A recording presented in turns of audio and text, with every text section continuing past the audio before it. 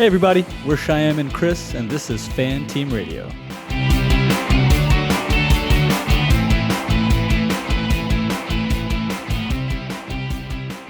And we're back after Monza 2024.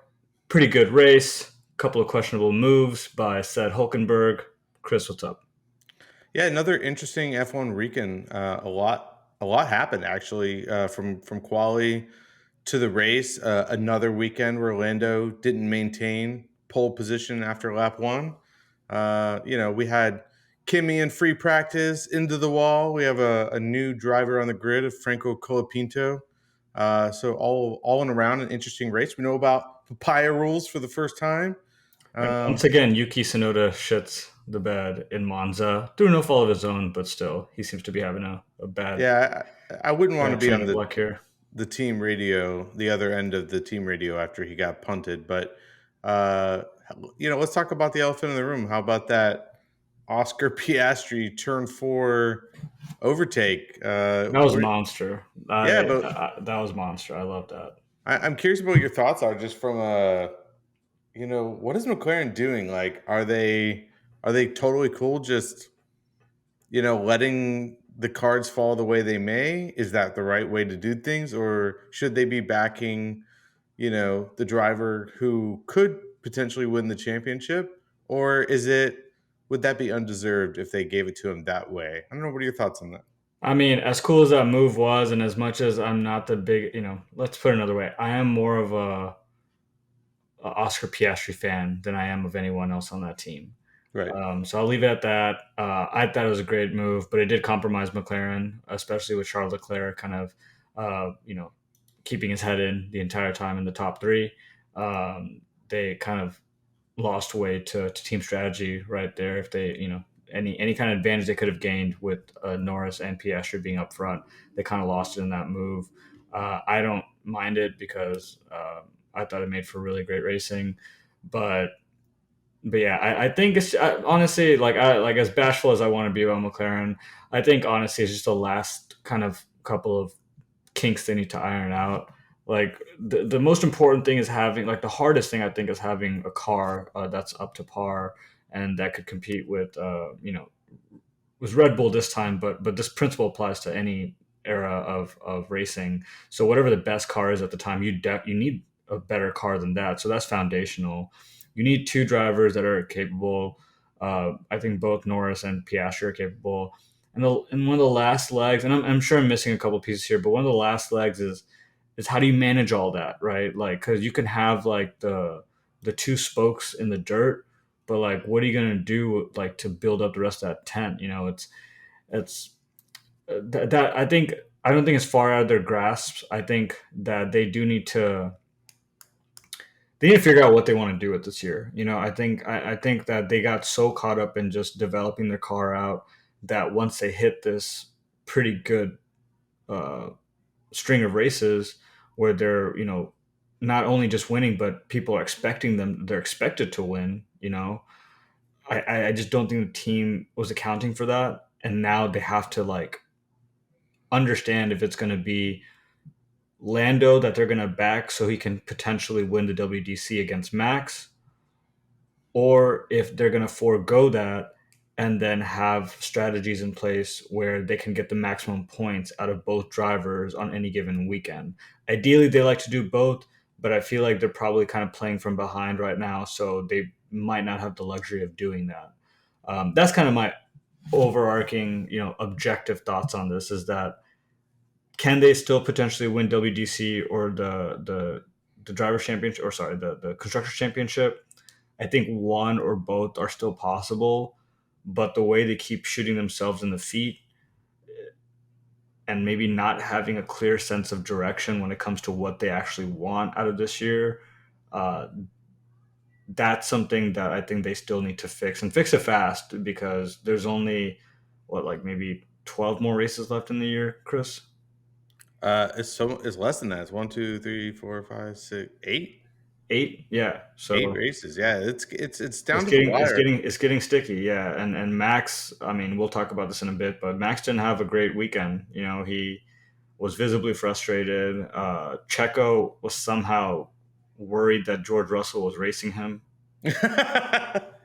I, I don't get that. I Yeah, think that was the Checo. stupidest. Yeah, that was the stupidest team radio I've heard in a while. We'll talk about Red Bull in a second, but I think Checo is in this like perpetual like world where they used to be like so much faster than they are, and he's used to everyone just being under blue flags, and he's like, "Why is this guy racing me?" like, Yeah, it's like Checo has lost some faith from me and some like I don't know what to call it, likeness. yeah, I like him a little bit less now than I did same time maybe a year or two ago. 100%. And I'm not going to watch his documentary because of it. But let's go back to McLaren. Oh Like, yeah, what do you I think about McLaren? I I know we've said this before. We've talked about it that they sort of need to decide what they want to do, and I don't think that they've done that. And I think Oscar clapped back at Lando for Hungary when he told him to catch up in order to pass him, and made Oscar's first win an awkward situation. Maybe Oscar's. It doesn't look like they're getting along. There's like some team photos where they were taking the win picture, and they just both looked miserable. They didn't talk to each Was other. Lando's hand hovering above Oscar's shoulder, like or, how? I didn't see, Oh. but the cool down room, they didn't talk to each other. They're very clearly like butting heads at the moment. Um, and I think Lando probably wants to be backed by the team, and maybe they're not at that point yet. I don't know, but they just need to figure it out. They need to like come out and say like, we're racing, whatever happens happens. And I'm conflicted on it because would I want to win my first WDC by being get like handed each win versus earning it? I don't know. I don't know how. I don't think Lando cares. I think he's just gonna run with it. What if if I've learned anything about drivers and winning, they'll just take the win. Like they might front, outside of that and be like, oh, like yeah, like I don't want to ever be given a win. But as soon as they get like 2021, Yeah, Max Verstappen you didn't hear a word from him after all that shit went down. He was the last person that said a single thing, and all the drivers had thoughts on it. Carlos Sainz was even like, Lewis is my, he was the winner that year, but you to this day you don't really hear a whole lot from Max about what happened transpired because no one wants to think about that, man. Like they're all egotistical. They're like, nah, like at the end of the day, I can convince myself that I won all this by merit. So yeah, like all the spectators are gonna be like, yo, like McLaren put Lando in a position where even if Oscar was competing really well with him, they kind of kept Oscar at bay, and that's why Lando won it. Give it 2 3 years. Let's say that plays out right. 2 3 years later, no one's gonna care. Lando's gonna by that point fully know that in his head he won that fair and square. Like it's just I don't know. I think that's like kind of the mental exercises that these drivers put themselves through, for better or for worse. yeah. I mean, but on the flip side, I don't want Max Verstappen to win the WDC without having won a single race on the back half of the season. That feels crappy too. I don't know. I just feel like McLaren needs to get their shit together. They need to figure out what they want to do and stick with it. And if that means they get to race open and freely, then go for it. And I think Oscar being managed by Mark Webber probably has a lot to do with this too, considering how much he had to give up to Vettel. And Mark Webber's probably like, I've been through this, buddy. Take You what don't you want to, can, yeah. leave nothing on the table. You don't want to be on that same situation. Yeah. Yeah, because once you start, the path of okay, I'm going to let him through. Okay, again, again, and again, because he's ahead in the WDC. Then what about next year?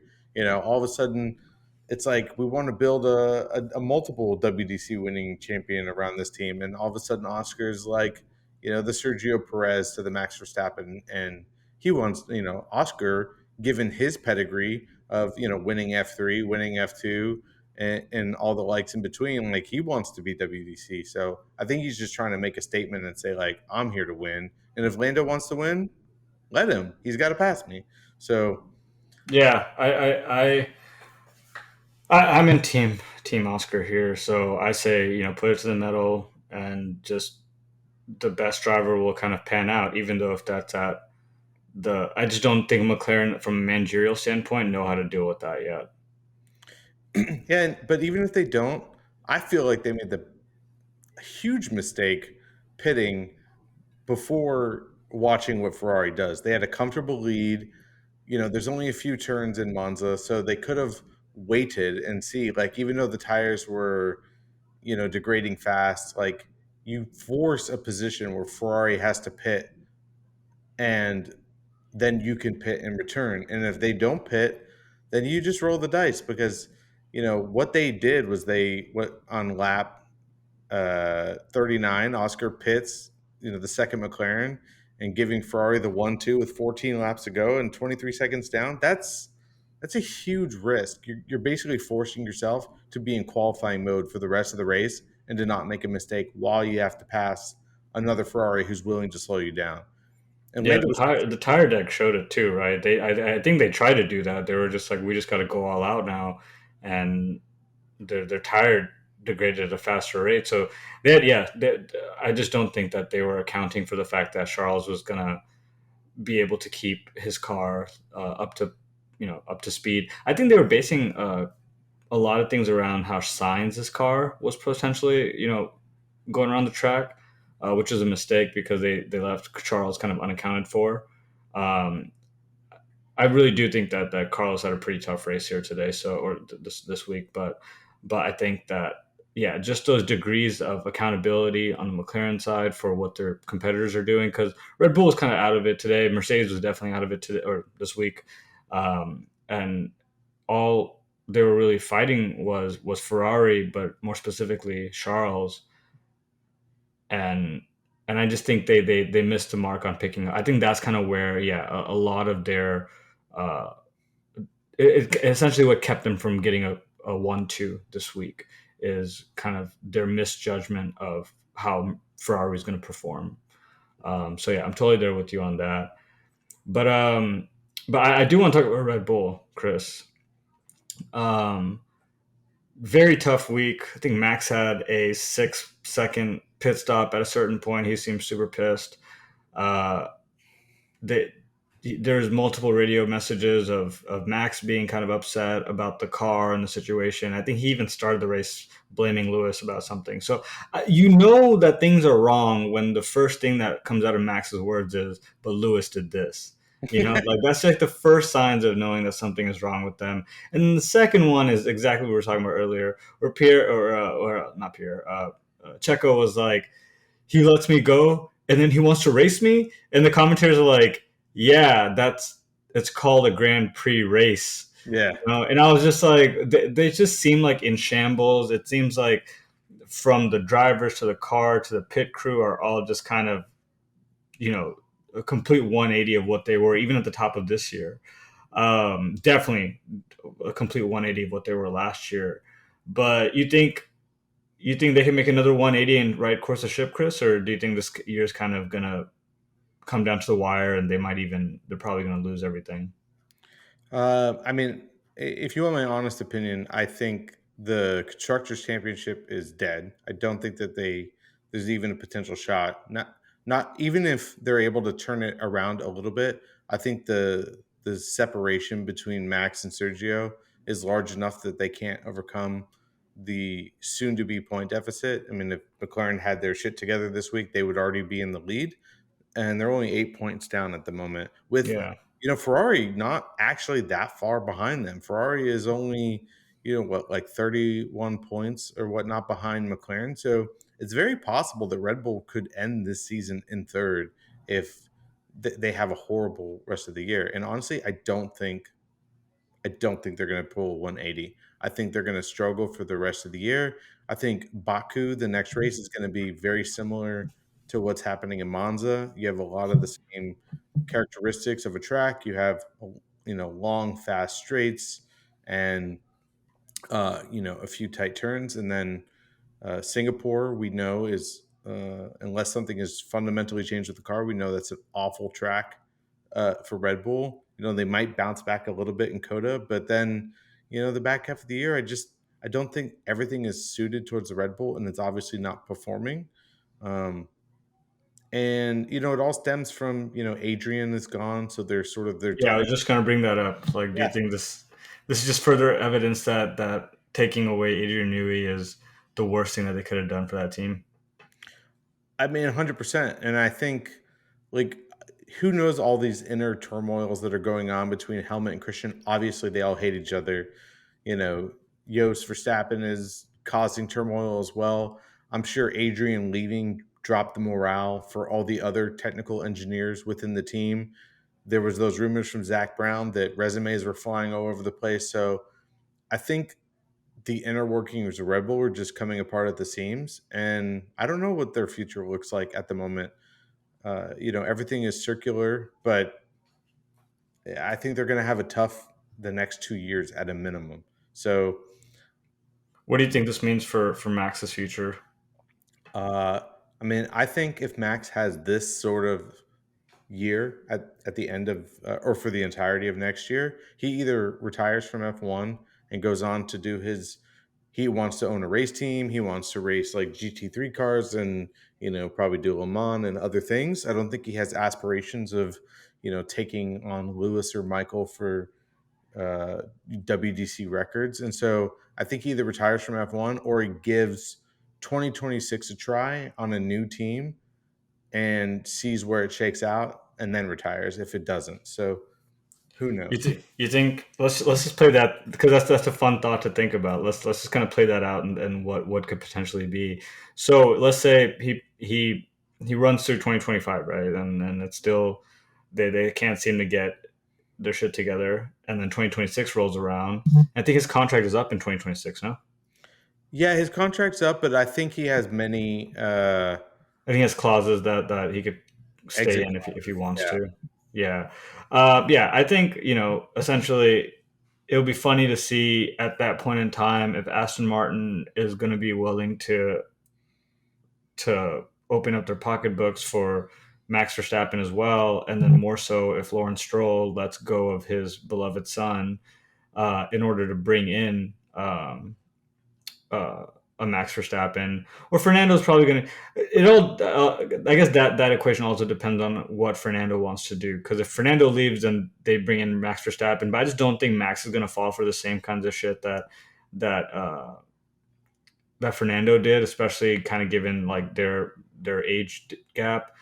I think if Mercedes signs Kimi Antonelli for 2 years, he does 2025, 2026, and then maybe I don't know, depending on how he performs, if he's like kind of like still very green, by the time it comes to 2025, that's I don't expect anything different. But if that bleeds into 2026 and he's like still just kind of you know maybe in the top 10 but not near the top 3, then there's probably an argument to be made to bring in Max for a year and see what happens there. It's a weird, just kind of pulling the string at that what if. It's weird to think about Max potentially ending up at Mercedes, kind of given their recent dedication to Kimi. It's weird to think about him going to Aston Martin because I just don't think they have their shit together right now, but that could potentially change with Newey kind of having his hands on the program now. I don't think. I mean, Ferrari's pretty much locked in for the next couple of years, so I don't think they'll be able to make a pivot to Max around that time. I don't know. Yeah, what do you think? What do you think would be like the possibilities there if Max for some reason next year went to shit and he was like, I got to get out of here, and he doesn't decide to retire? Where do you think he would be a possible landing spot? I mean, honestly, I think those are probably the two biggest culprits. Potentially the Astons, not only for the pocketbook of Stroll, but if Newey ends up landing at Aston Martin permanently, that could be, let's get the gang back together without Christian and make this happen again. Um, I don't think that Max would. Well, maybe he doesn't care because he hasn't really cared. But I was gonna say I don't think Max would support having Lance as his teammate. So, but you never know. But Mercedes is an option. But I want to talk about that for a second because the way you feel about Lando is the way I feel about George Russell. I have despised that guy from day one, but this weekend is the first time I ever felt bad for the guy. And the reason being is that Toto seems to have taken in Kimmy as his like adopted son. You know, you saw that picture with Toto with his arm around Kimmy's waist, which is honestly a little weird for me, but he It's crashes the German. car. It's German. German. There you go. But he crashes the car in FP1 with only like 1 to 4 laps. I can't remember. It was pretty quick into the session. Totally cool. And there's look at the opposite. So Kimmy, Kimmy won F3, right? Yeah. Or and then he skips F. No, wait. No, no, No, no. no, no. Did He he? won the feeder series into F3. He skips F3, goes directly to F2, and he's like performing mediocrely in F2. Like he's like P6 or whatnot in F2. So And he was the Formula Regional Europe and Formula Regional Middle East champion last year. Uh, and then it came after 4 consecutive title victories dating back to 2020. So he skipped F3 altogether and went straight to F2. right. And now he's what something like P6 in the standings in F2, and then doesn't even need to win F2, skips that, goes directly into F1, and then crashes in FP1. And people were talking about him like he's the next iteration of Max Verstappen.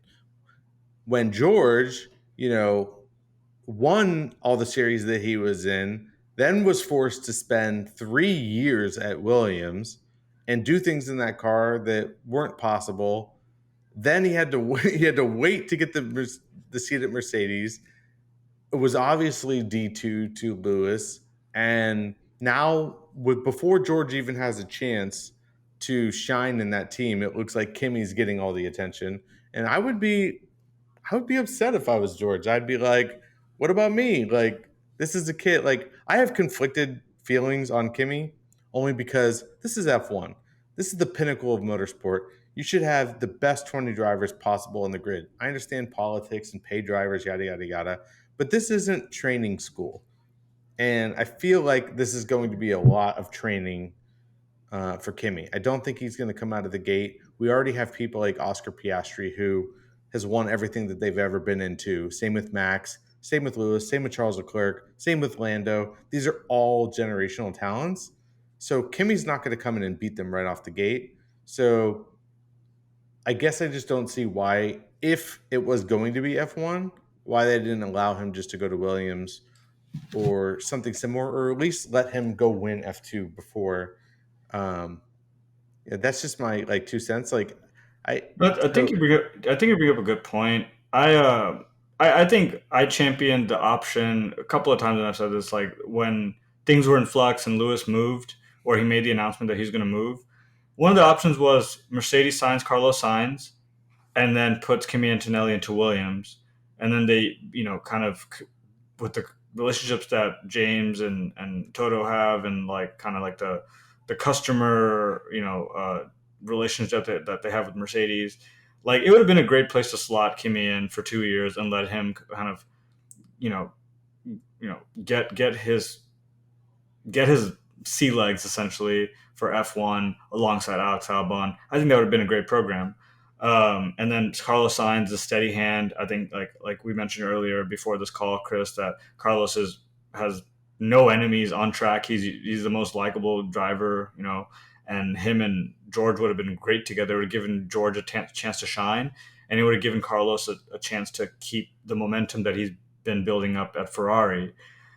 And I think that would have been the most optimal path forward. But I think I really do think that the fear of repeating what happened with Max and letting him go to another team where now he goes on to become the world champion 3 times over, that really probably is a deep seated fear in Toto's heart, that he's like, what if this fucking happens again? What if I let Kimi Antonelli go and then he goes on to become like a 3 time world champion or something to that effect? Then I am seen as a complete idiot. And I think the pride stems in all different directions, not just the drivers, but team principals, designers, everyone is prideful in F1. I will say that Kimi Antonelli crashing in FP1, it probably isn't the worst thing in the world. Some statistics or data sheets that I saw that were published were that he was before he hit the gravel, like he was putting in some fantastic times around most of the corners in Monza. And he was probably just shy of Max's times as well around there. And Max is also, if you recall back to when Max first started, he crashed out too, right?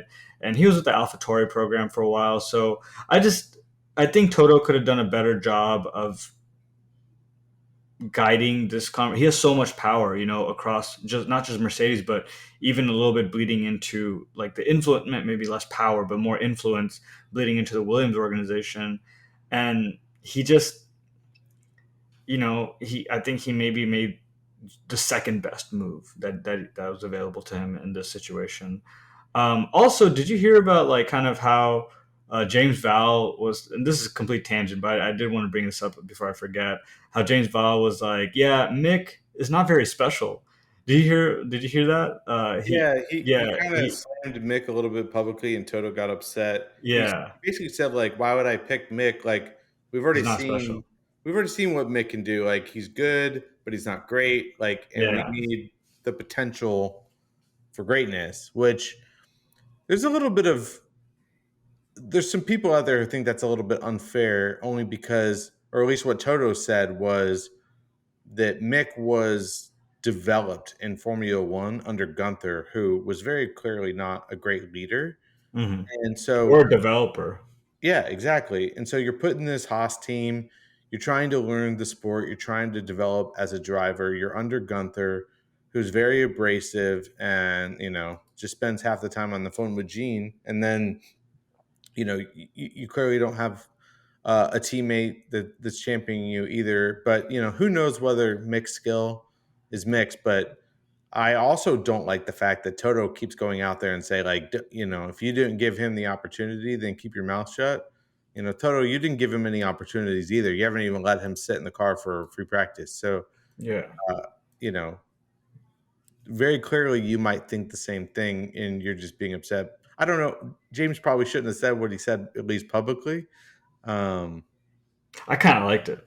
yeah, I I mean, kind of liked it. I mean, I was like, because James Val is so like we kind of decorated him as this like nice guy and like gave Logan Sargent like maybe it was he was so pissed off at Logan Sargent that he's like I gotta take it off someone, and I'll just say whatever like maybe I don't know maybe Logan kind of broke the camel's back there.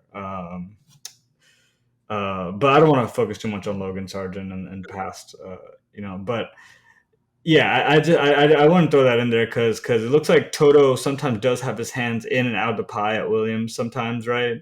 And I'm like, if that's the case, you should have put in Kimi Antonelli. You should have talked to James, be like, hey, dude, like we'll give you a discount on the engines or whatever if you put Kimi in for the remainder of this season. Something to that effect. I don't know. Like I don't know how these deals typically shake out, but I feel like if you're a customer, kind of like look what Haas is doing with Ollie Behrman, right? He's essentially being groomed for the Ferrari seat whenever either Charles or Lewis leaves.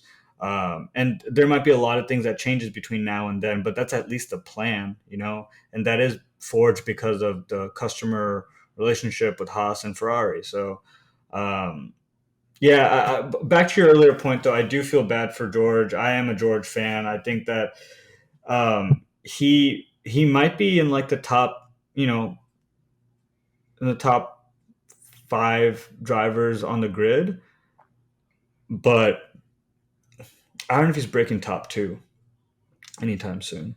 I don't think he's breaking top two while Charles is on the grid. I don't think he's breaking top two while Max is on the grid.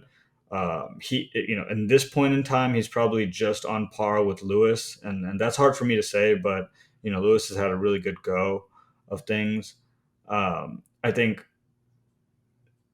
even Norris has a bit of an edge on him, and even numbers wise, Norris has more wins than Russ does. So it's like if you can't break the top four, even how are you expected to be WDC? Um, and so yeah, so I think maybe Toto's being a little bit more prudent about how much attention he puts into Russell. When I really do think Toto wants to, because he's fairly young, right? He's not like too young or sorry too old, and he probably has another good like I mean 10 years left in the sport if he wanted to, and he wants to kind of make sure the back end of his career is also just as decorated as the first couple of years that he had Lewis. So I think he's trying to set himself up by any means necessary for that. And to do that, you have to kind of make some shrewd decisions. So I think his I'm not saying that he's completely shafting George, right? I don't think you are either, but he definitely is putting him on more or less a back burner role, and that's at least what it seems like. Maybe if Kimmy, couple of races in, Kimmy's just not doing anything, then we could, he'll probably be like go back to George's plan one. But I think he's definitely trying to create all the environments and the surroundings for Kimi Antonelli to groom him in a way that the Red Bull was able to with Max Verstappen. So it's a very interesting approach to this for a new driver, especially someone that's 18. Um, but Toto knows more than we do, so I'm gonna let him kind of experiment this one out. I mean, he might know a lot more than we do, but I think at some point he's acting on emotion. And like you said, this whole giving up Max early on is probably playing a huge factor into this decision. And he's rolling the dice a little bit. He's saying, I want this kid to be, in a top team from day one and to really be able to show where they are. Because even if like you're a great driver and you're in a bad team, look at Valtteri Bottas right now. Like he's obviously a decent driver. He's not top 5 on the grid anymore or anything like that, but he's still in the top half. But he hasn't scored a point this season because he's an attractor. And I think that can happen. You can be a great driver, and so I think he wants the potential for Kimmy to be in a great team from day one. See where he really is going to end up. That being said, you still have to give a good car to this kid, and the Mercedes has had moments of greatness again this season, but it's not been consistent where they're fighting at the top every single race. And I think this is really going to make next year a really, I don't know, like if Red Bull keeps having issues and Mercedes is kind of up and down and they're also have a brand new driver on the grid, that kind of makes next year the McLaren versus Ferrari show. Like, Which would be sick because Lewis will be in Ferrari by then. yeah, exactly. So, we're going to have Lando versus Oscar, and, it's either going to be Charles's first or Lewis's eighth. And, if Red Bull's shitting the bed, like that is what it is. Mercedes is going to have some growing pains. And then, I don't know, man. With Newey going to Aston Martin, they or that's what's reported, and I think that's what's going to end up happening. Aston Martin might make a late stage play next, at the back end of next year, and kind of, it's going to be interesting for sure. my gut says is that if Newey does end up at Aston Martin, that they are not going to have him work on the 2025 car at all. It's going to be day one, 2026, make next year's championship car day one. Like, don't even focus on this. Yeah, It's probably going to be Fernando's last year in F1. It's probably maybe going to be Lance's last year in F1. Never mind. He's going to be there till he's he's going to be there for a while. yeah. So, but I wouldn't. To me, I wouldn't even focus on the last year of the regulations. If I had Adrian Newey, I would say not nail it out of the park. They're going to have. Wait, they're switching though to Honda engines though, right? So Yeah, rumor is the Mercedes is going to be the best engine. Who knows? You never know in this sport, but it's possible. Honda dominated with Red Bull. They might get Honda and then get Adrian Newey and then just dominate. But that'll start in 26, and that's my opinion. But going right back all the way to full circle where we started this conversation, you know, I think if Kimmy doesn't shake out and they have the opportunity, Max could go to Mercedes. If not, he will replace Fernando at Aston Aston Martin. Martin, or he retires and goes on Yeah. to do different things because he's a little over the drama of the sport, the glitz and glamour of things like the Vegas Grand Prix, and he just wants to race cars. So we'll see how that all shakes out, but it's definitely going to make for an interesting next year. But the rest of the season, just don't even know what's going to happen. I really don't. I mean, let's talk about it. So, along with that goes with the sorry, mm, my allergies, but the last remaining seats on the grid. So, for the time being, Franco Colapinto is going to be at Williams, and then Sainz is going to obviously take that over. There's a V carb seat that is left open, and there's a Audi seat that's left open. V carb, what do you think is going to happen there? Daniel Ricciardo, when he was coming back into F1, and the drama that kind of happened last year into this year, he was everywhere. He was all over the media. He was, being talked about by everybody.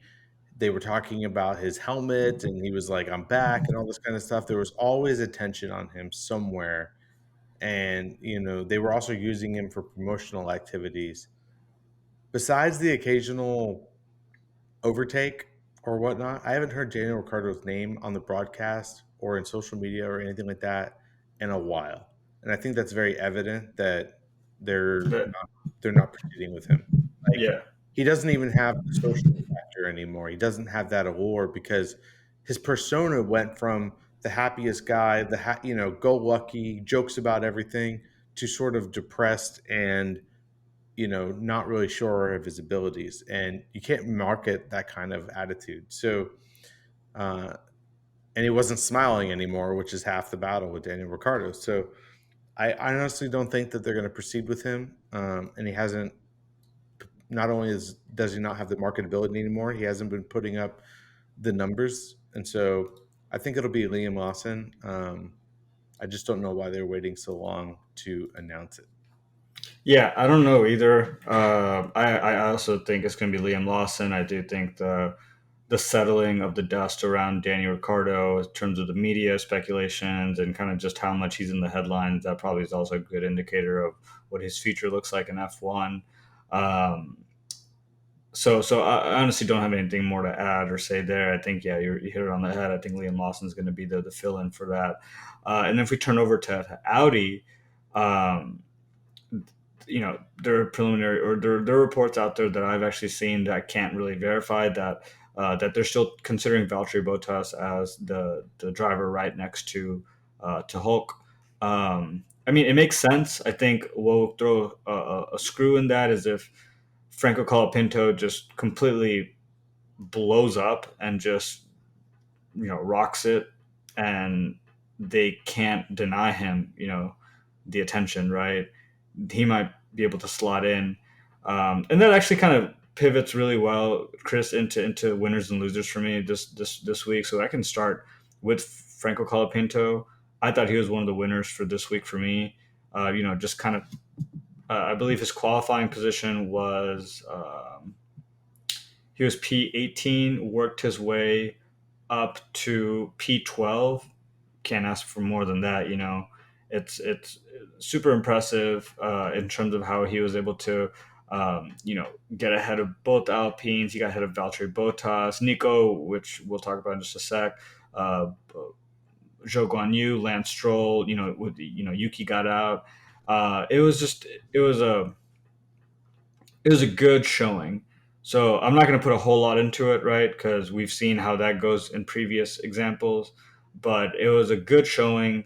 I think we'll have to wait for him to kind of develop out a little bit more over the course of the next couple of races. But he's done more for Williams in one race than Logan Sargent has over the course of the last year and a half. Um, so what do you think about this kid, Franco Colapinto? Yeah, I mean, I don't know. I'm not going to put too much credence, like you said. We saw this from Nick DeVries, where he came out and did perform well in Monza, and then kind of was nowhere as well. I mean, the Williams car has always had fast straight line speed, and that works very well at this track. So I think with Singapore and Baku coming up, I think that'll be a much more technological and like ability as a driver test to where you really are going to sit in the standings. That being said, I do think he's already again doing a little bit more than Logan has, and but with Alex Albon finishing P9 and Colapinto only a couple spaces behind him in his first F1 race. I think that's a good start. Um, I'm definitely interested in to see where this kid's going to go. Um, and like you said, going back to Audi real quick, I think that's what's going on. I think obviously Valtteri is the safe pick, but they don't need to make a decision um, right away because they're going to wait and see if Liam Lawson gets signed or see what happens with Franco because Franco is guaranteed at the moment to not have a seat at Williams next year because they already have their drivers locked in. So if this kid shines, he may get a spot over there, you know. So I'm interested to see where he goes for the. He's got 8 more races to prove himself, and he might earn himself a permanent seat in F1. We'll see. But it's definitely more interesting than Logan. But Hell yeah. we won't rip on him too much more. Rip Logan Sargent. Yeah. he I don't know if you saw the joke, but there was that joke that the sergeant got promoted to colonel because because Colapinto's COL on the timing screen was really funny actually. That's funny. Um, Uh, yeah, let's wrap up the winner circle. So I think we both have Charles Leclerc in our winner circle. You know, just he has those days, man. He has those days where like sometimes and I've told you this before, Chris. Like sometimes I question if he is as talented as everyone makes him out to be. And then he'll have a string of races where he looks good but like not great, and then he'll pull one out the bat, he'll pull one out the hat, and like he just essentially like just stays the course. I did not see him winning, and some of that might be due to McLaren's uh, misfires, but yeah, I think Charles Leclerc put together a great race this weekend. The undercut situation that he was questioning, to kind of have the mental fortitude to overcome that as well, I think was really impressive. But yeah, I think Charles Leclerc just outstanding job this week at Monza, and deserves to be in the winner circle. yeah, I mean, the guy's obviously very talented. I think he made a deal with the devil to be able to win Monaco and Monza in the same year, the 2 most important races to him. When we're so used to misery for him or mishaps happening to him, but Too bad Montreal already passed, yeah, or he would have gotten all the Mons. all the Mons. But yeah, I actually think that he owes a little bit of this to Carlos. There was a radio interchange between Carlos and the engineering team, where Carlos essentially called out to do the one stop. They asked Carlos what the things, or Carlos came over the radio and said, like, let's think about the one stop. I think it's the right call given what the McLarens are doing. They analyzed and then went over to Leclerc and said, we're going to do the one stop. And they went with it. And then Carlos also held up Piastri for 1 to 2 laps, giving that little bit of extra buffer. So definitely playing the team game there. Not But I taking think Verstappen also kind of helped, keep Norris back, for selfish reasons, of course. But I think Verstappen also had a slight hand in Leclerc's win this week. 100%. But to be honest with you, that was actually the most curious radio message for me because Max is a lion. He defends overly aggressively at every step of the corner, but he came over the radio and said when Norris gets up to me and asks permission, "Do you want me to race him?" And I was like, "What is that about?" Like, this is the guy that's on your heels in the championship. Of course, you want to race this kid. So I don't know what that was about. It was a little interesting for me. I think he probably already knew that his race was kind of kaput, and that the only way that he could, potentially keep Lando a little bit further at bay is to have Norris, I'm sorry, Leclerc come in and win this race and take those points away from him. Yeah. So he's probably thinking about this at a faceted level that wasn't completely apparent to me because when I heard that radio message, I was like, why would he ask that? Yeah. But now it makes more sense. But then, yeah, Leclerc, obviously, fantastic job. I was super happy for him, watching the smile on his face. And, I'm going to just throw the Tifosi in there as well. From various sporting activities, when the home team wins in you know, any special event, and Ferrari is a religion in Italy. I don't know if you saw some of the pictures from like Charles, like afterwards. I watched the Tifosi like storm the track, the entire sea of red shirts everywhere. just like, I don't know. It must have been such a fantastic feeling. I kind of want Lewis to win at Monza next year and in a Ferrari red and just see what happens because like the energy in that room will probably be amazing. So um, yeah, Yeah, no, Leclerc obviously winner. yeah, Tifosi, I agree with you. I think, yeah, especially over the last couple of years when they just weren't able to properly celebrate a Ferrari win and on home soil. Dude, Uh, they're probably still drunk and partying over there, like no joke. So, Probably, I would be. but let's go to the losers. I'm just gonna throw both McLaren drivers in there because they threw it away. They had the win. They had all the cards to play for. They started on pole.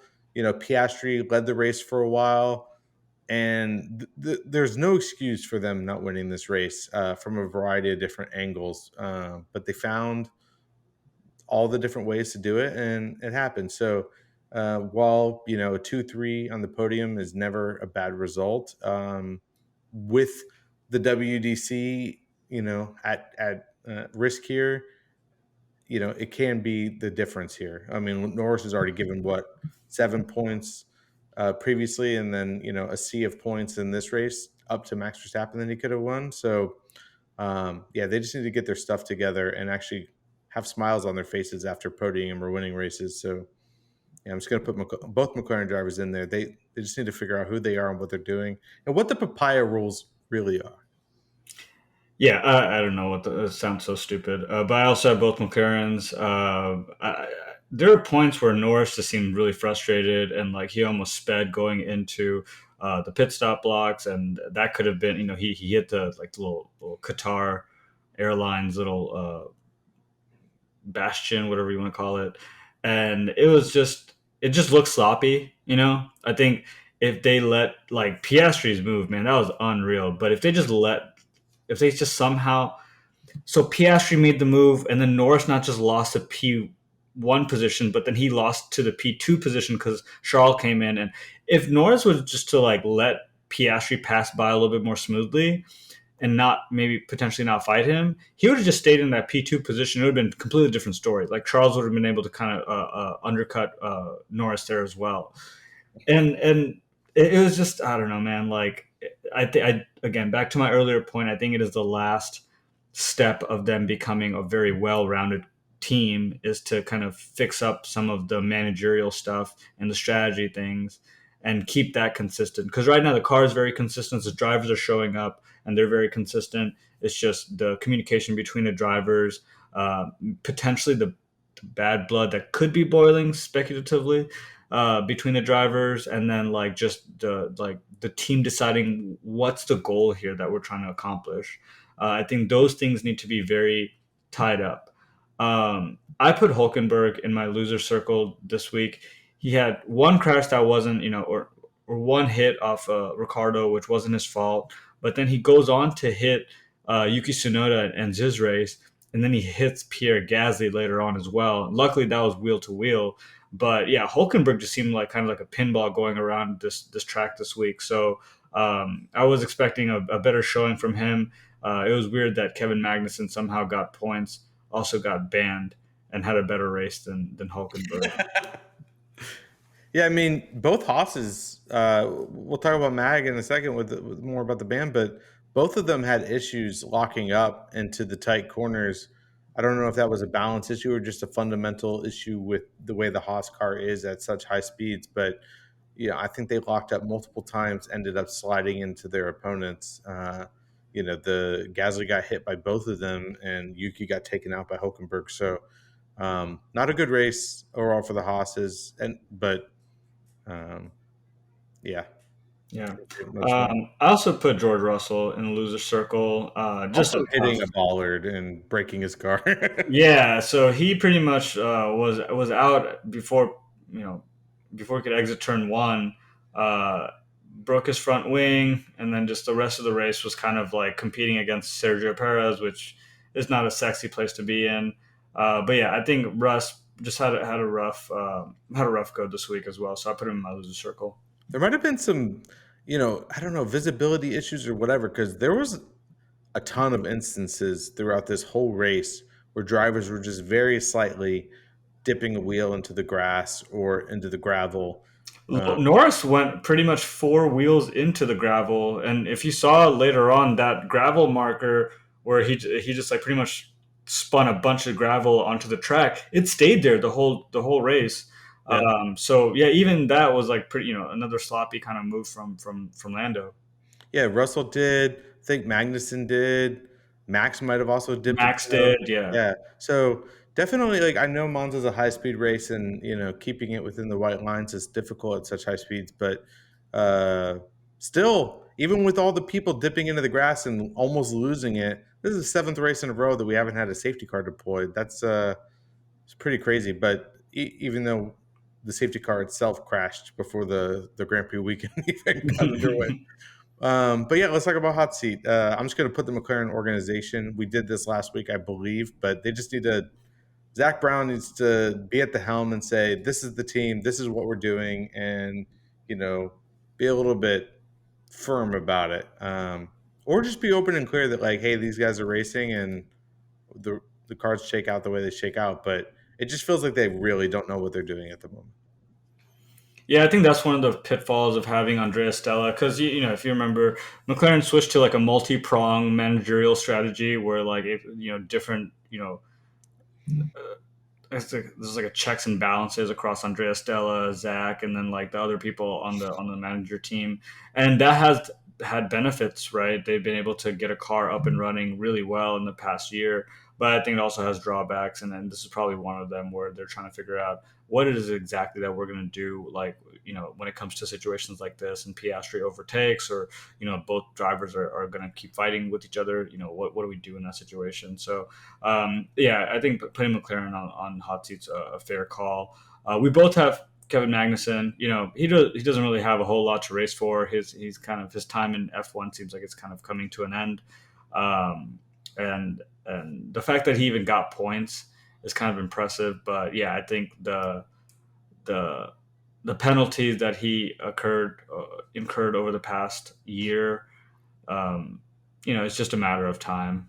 Honestly, I just thought it was a matter of time for him. All of this, it did not surprise me one bit.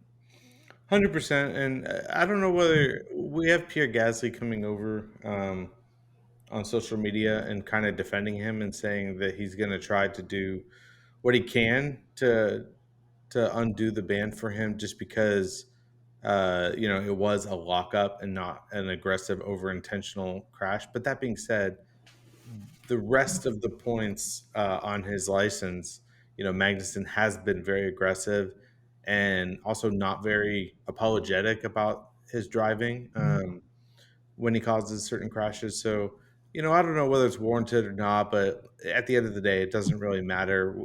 Haas is going to go ahead, and if the ban sticks, they're going to put Behrman in the seat for Baku.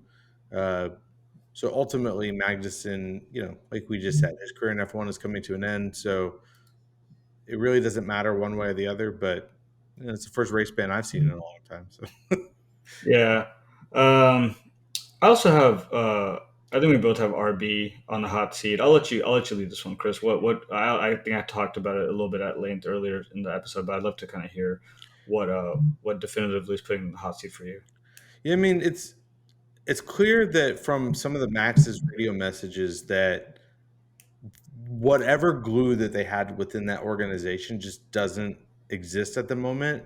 Max had to come over the radio and basically say, "Hey, we're not fighting for a win, but like everyone needs to still be like awake and doing their job because we need every point that we can get." And for Max to have to come over the radio and say that, that just kind of goes to show you that he's lost confidence in the team. And some of his post race interviews in the media pen, he also was saying, both championships are not realistic at this moment and we're to blame. And he was also asked, how many races are left in the year that you think you can win? And he said none, and we owe that to ourselves. So he's Max has very clearly lost confidence in the team. And if that's happened, with him being, very likely the best driver on the grid, then we know that there's massive problems within Red Bull. And honestly, as we talked before, I don't think that they're going to find a way to fix it this year. So unless Max has a very good weekend where the car is just suited for that track, I think the championship is very much at risk. And the only thing that's going to take it away from, or that's going to allow him to keep the championship, is McLaren pulling themselves apart. So Honestly, man, I thought when Newey left that they had enough still, in the back pocket to keep this train rolling. I kind of jokingly said like something to the effect of, oh, Newey's gone. This is the end for them. I actually didn't believe that. I jokingly said it because I'm a hater, but it's turning out to be exactly that. It's kind of surprising. This doesn't typically, whenever there's a change of hands in enterprises, especially like at the managerial level, at least with like basketball and football, it takes a little while for like the good or the bad effects to take, to actually matriculate and take shape. This has happened almost like within a few weeks of like Adrian being like, I don't, I'm not going to be here anymore. It just all starting to go, sideways. And it's not just a car; it's also the pit crew. Like they used to be a well-oiled machine, and I think like was it David Coulthard that was commentating for the on the F1 channel. I think he mentioned something like, "Hey, like when they had that slow pit stop with Max, they were like, it's funny that essentially when the cards fall, the entire house of cards is kind of falling, right? And we're seeing that happening. So I think it stems from that news of Adrian leaving, and the the turmoil that they had with Christian Horner and all that jazz. Like I didn't think that was going to have this kind of effect, but here we are. Like it's having severe effects on across the entire I team. mean, even in the corporate world, like uh, if you're working for like one of the best companies you've ever worked for, and there's a lot of success, everyone's doing well, everyone's making good money, everyone works a little harder because they don't want to be the failure point in the machine, Hmm. right? So like they are like everyone's living good, everyone's eating good, all those kind of things. And if you're on the pit crew and you have worked day in and day out to not miss a beat and get sub 2 second pit stops, and all of a sudden you see Adrian Newey exiting the scene, and you see your driver's father causing drama and your leader in some scandal news, and then all of a sudden this division between the Thais and the Austrians, and then division between Helmut and Christian, and everyone's just kind of yelling at each other, and no one is on a team anymore. Like, are you really going to get up and like work on your like pit stops as hard as you used to yesterday? Probably not. And so I think the morale just all across the board is dropping a little bit, and we're starting to see those seams. Everyone's just kind of maybe coasting and sort of seeing what shakes out, seeing if Max stays, Putting the resumes out there, seeing putting the what comes back resumes to out them. there, Yeah. and that's going to happen. And we'll see what happens with Red Bull in the long term. I don't think they're going to become a back marker anytime soon, but if they lose the championship this year, I'd say the chances of them winning next year are incredibly slim as well. So definitely in the hot seat, and I think they're going to sit there for a couple of weeks. We'll see what happens, but this championship could go down anywhere from Vegas to Abu Dhabi. But if it goes down to Abu Dhabi, they got to bring Michael Masi back in for one last. One last hurrah. Uh, Last person I have in my hot seat is Valtteri Bottas. He's still got a seat on the line that he needs to compete for, and to qualify in the back marker, the only person behind you is your teammate, and then only coming in at what does he come at P16, and he came behind Franco Colapinto by several positions. It's not a good look. Yeah. And I feel like he's probably at least from the outside looking in, it looks like he's checked out. But he doesn't have to be. If he just put in a little bit more effort, I feel like Audi's definitely looking to see if Liam Lawson's gonna get the seat of V carb, which he likely will.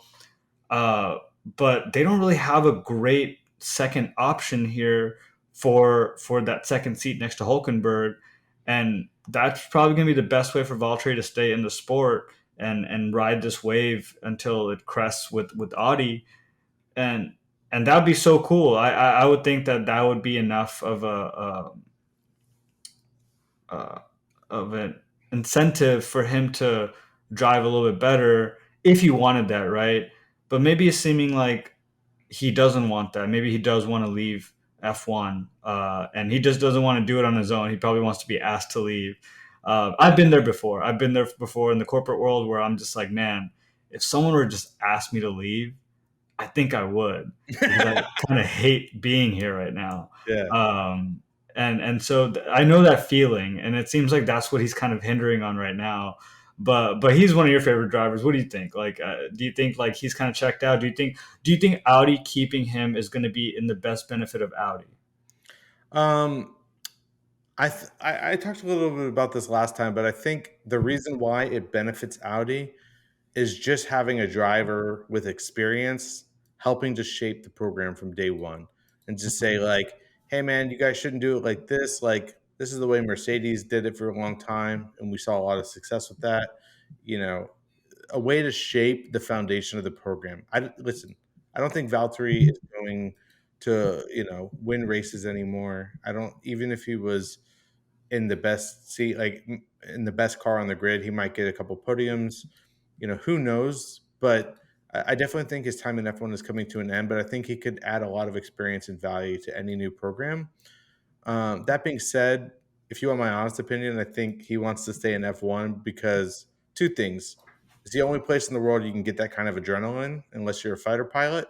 And number two, it's funding his hobbies. Like he does a lot of bike races, he's traveling the world, he's got a lot of things to do with his beautiful girlfriend and stuff like that. So I think F1 pays for that very well. So I think he wants to hold on to that for as long as possible, as well as he probably just loves racing cars.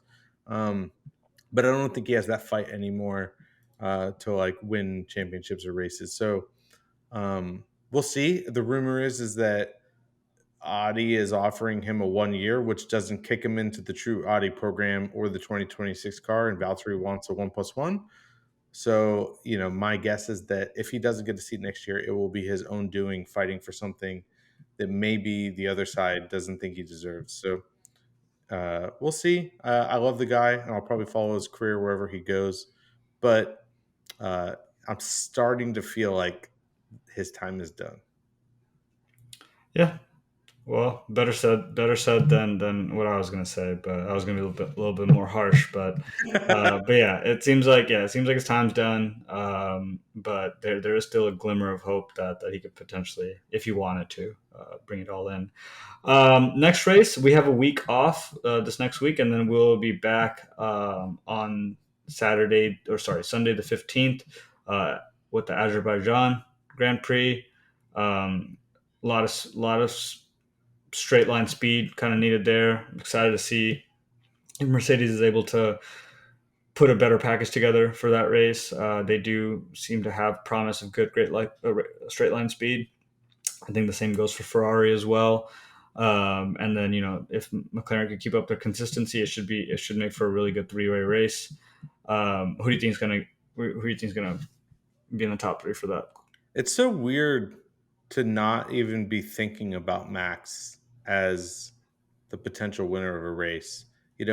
When it was like the third race, we were like, okay, guys, enough is enough. Like, Max is going to get back to it. But now it's been quite a while since he's been Mhm. on the top step or even a podium. So, I think the McLarens are going to hog the podium for the majority of the remainder of the season. And I think we're going to get a similar podium to what we had in Monza. So, we'll put both McLarens and a Ferrari, probably having Lando on the top step with Oscar and most likely Charles on P3. Okay. I think it'll be. I think it'll be Oscar P1. I think it'll be Charles P2, and I'll think it'd be Lewis P3. Man, if Lando doesn't end up on that podium, then we can kiss his WDC goodbye. But hey, this sport is. I don't think it'll be anything due to the car. I think it'll be some fuck shit that happens, and it keeps him from getting into podium. Hey, I man, think. we're no stranger to some fuck shit happening at Baku. When Max blew out his tire, then Lewis brake magicked himself. That was Yeah, So, it's going to be a crazy race. It's going to be a good race. I'm a little sad that after this, we'll have another month-long break. Whoever invented that is fired, in my opinion. But I'm excited for Azerbaijan. It's always a good race. It's a good street track. So excited for it. And yeah, Forza Ferrari. Congrats again to Charles. I'm sure they're still having a party over there, but let's see what happens the rest of the season. Yeah. Until then, goodbye, everybody. See ya. Thank you for listening. Shayem and I would love for you to join the Fan Team Radio community. So please like, subscribe, or follow on your platform of choice, and we'll see you next time.